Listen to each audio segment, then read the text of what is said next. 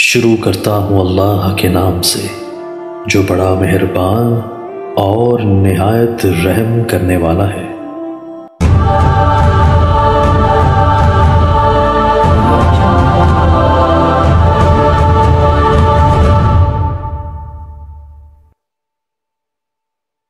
جو لوگ شاہی ابراہیم روڈ پہ کھڑے ہو جاتے ہیں نماز میں، اگر اگلی صفیں ملتی ہیں یا نظر آتی ہیں کم از کم، پھر تو نماز ہوگی ورنہ نہیں ہوگی۔ میری مجبوری تھی، میں نے بغیر احرام کے میقات سے نیت نہیں کی۔ میقات سے پہلے نیت بھی کر دی، نماز بھی پڑھ لی، تلبیہ بھی پڑھ لیا، جدہ ایئرپورٹ پہ احرام باندھا، ٹھیک کیا، کوئی بات نہیں۔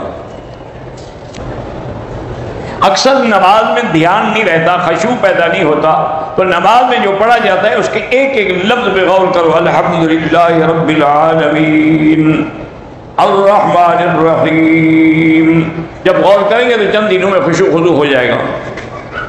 طواف کے ایک چکر میں اشارہ بھول گیا، کوئی بات نہیں، والدہ زندہ آپ ملا کر سکتے ہیں ان کے لیے۔ میری شادی کو 8 سال ہو گئے ہیں، اولاد نہیں ہے، تو رب لا تذرنی فردا وانت خیر الوارثین، یہ دعا پڑھا کرو۔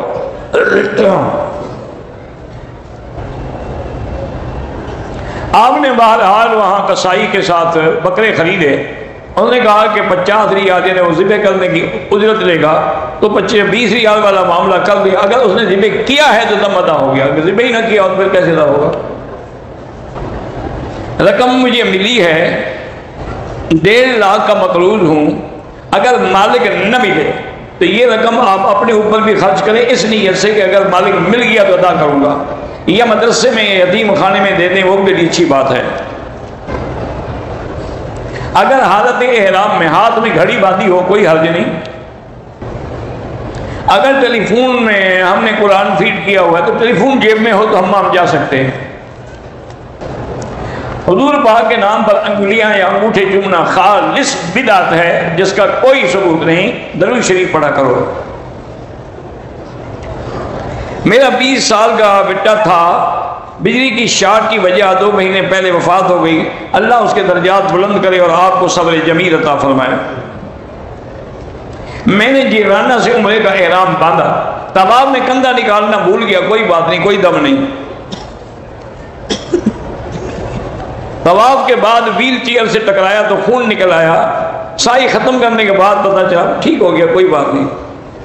واجب الطواف کے بجائے نفل کہہ دیا، لیکن پڑھی تو طواف کے لیے ہے نا، انشاءاللہ اللہ قبول کرے گا۔ انسان اشرف المخلوقات ہے، اللہ نے اتنا شرف دیا ہے کہ ملائکہ نے آدم کو سجدہ کیا ہے۔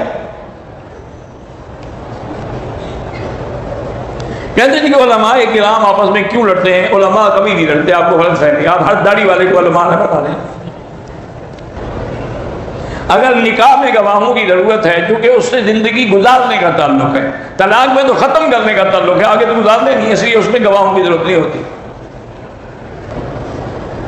وضو میں آزاد 3 دفعہ دھوئیں، بہت اچھا ہے، ورنہ 1 دفعہ سے بھی وضو ہو جاتا ہے، لیکن افضل یہی ہے کہ 3 دفعہ۔ تیتر جو ہوتے ہیں وہ حلال ہیں، ہاں جی بالکل حلال ہے۔ فون پر طلاق تو ہو سکتی ہے، نکاح اس لیے نہیں ہو سکتا کہ نکاح میں دونوں کا ہونا ضروری ہے کہ یہ آپ قبول ہو۔ طلاق میں تو کوئی قبول ہونے کی ضرورت نہیں ہے نا، وہ تو خاوند نے دے دی، ہو گئی۔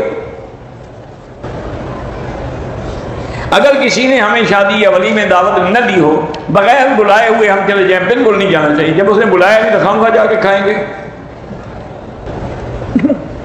کہتے ہیں کہ جب بی بی عائشہ کا ذکر ہوتا ہے حضرت علی کا، تو آپ حضرت عائشہ کی طرف زیادہ مائل ہوتے ہیں، کیونکہ وہ ماں ہے، ماں بیٹے سے افضل ہوتی ہے۔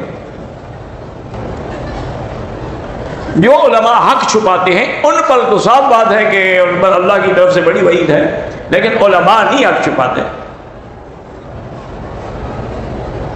حضرت علی نے کبھی حضرت معاویہ کے خلاف قنوت نازلہ نہیں پڑھی۔ حضرت ابن عمر نے کہا کہ مجھے دکھ رہے گا کہ میں نے جنگ میں شرکت نہ کی، جہاد میں، جو حضرت علی اور حضرت معاویہ کی لڑائی ہوئی تھی۔ بہرحال یہ ان کی ایک تمنا تھی، لیکن دونوں کے جو قتلہ ہیں وہ جنتی ہیں۔ جن لوگوں نے حضرت علی کا ساتھ نہیں دیا غیر جانبدار ہے، وہ بھی گناہ گار نہیں ہیں، احتیاط کی انہوں نے۔ قتل عمار کے بعد واضح ہوئے، ہم بھی کہتے ہیں کہ حق حضرت علی کے ساتھ ہے، لیکن حضرت معاویہ بھی اتحادی خطا میں تھے، اس لیے ان پر بھی گناہ نہیں ہے۔ میں نے عمرے کے طواف میں 3 چکروں میں کندھا ننگا کیا، ساتھ میں کرنا تھا لیکن نہیں کیا تو کوئی جرم نہیں۔ آپ یہ دعا کرتے ہیں اللہ تبارک و تعالیٰ آپ جائے خیر دے کہ میں اذان دے کر مسجد سے باہر آ کے کوئی کام کر سکتا، ہاں کر سکتے ہیں۔ رمضان کے علاوہ اگر روزہ رکھ کے عمرہ کریں ثواب ہے، لیکن وہ رمضان والا نہیں ملے گا ثواب، اس میں تو اتنا بڑا ثواب ہے کہ جیسے حضور کے ساتھ حج کیا ہو۔ جس نے بھی ملنا ہے الحمدللہ مجھے مل سکتے ہیں، جو لوگ فوت ہو گئے ان کے لیے عمرہ کریں، بالکل کریں۔ عمرے کے بعد الوداعی طواف نہیں ہوتا، حج کے بعد الوداعی طواف ہوتا ہے۔ بینک میں ملازم مجھے تنخواہ ملتی ہے، وہ میں مسجد میں بالکل دے سکتے ہیں، آپ کے لیے تنخواہ حلال ہے، لیکن دوسری نوکری ڈھونڈتے رہیں، مل جائے تو یہ نوکری چھوڑ دیں۔